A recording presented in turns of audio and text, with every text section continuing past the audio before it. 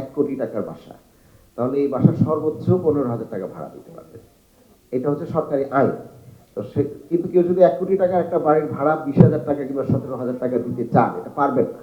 তো সুতরাং এটা এখানে একটা বার ঠিক করে দেওয়া হয়েছে, এটা 1991 সালের আইনে এটা বলা হয়েছে। সুতরাং একইভাবে যখন কেউ ভাড়া চাবেন, আকাশচুম্বী ভাড়া চাইলেও উনি পারবেন না, ওনারও একটা বাধ্যবাধকতা আছে আইনগত। আর ভাড়ার ব্যাপারে কি সিটি কর্পোরেশনের পক্ষ থেকে কোনো নির্দেশনা থাকবে যে কোন এলাকার কত ভাড়া সেইভাবে? সেটা তো বললাম, এই যে তুমি বলেই দিলাম যে এক একটা বিল্ডিং এর কিংবা এক একটা ভবনের অথবা এক একটা ফ্ল্যাটের তো এক এক ধরনের ভ্যালুয়েশন আছে। আপনার ফিটিংস এর উপর বেস করে আপনার ভ্যালুয়েশন হবে, অথবা বাসার ডিজাইনের উপর বেস করে, লোকেশনের উপর বেস করে ভ্যালু হয়। একই রোডের কর্নার প্লটের ভাড়া বেশি, মানে ওপেন স্পেসের সামনের বাসাটার ভাড়া একটু বেশি হবে, এটা স্বাভাবিক। কিন্তু এই ভ্যালুয়েশনটা আমরা স্পেসিফিক করতে পারবো না, এই জন্য আইন অনুযায়ী বলা হয়েছে যে এই সম্পত্তির যে ভ্যালু, সেই ভ্যালুর 15% হবে হচ্ছে আপনার বার্ষিকটাও, মান্থলি না। তো সেটাকে 12 বছর করে দিলে আপনার যেটা হবে সেটা হচ্ছে হাইয়েস্ট ভ্যালু।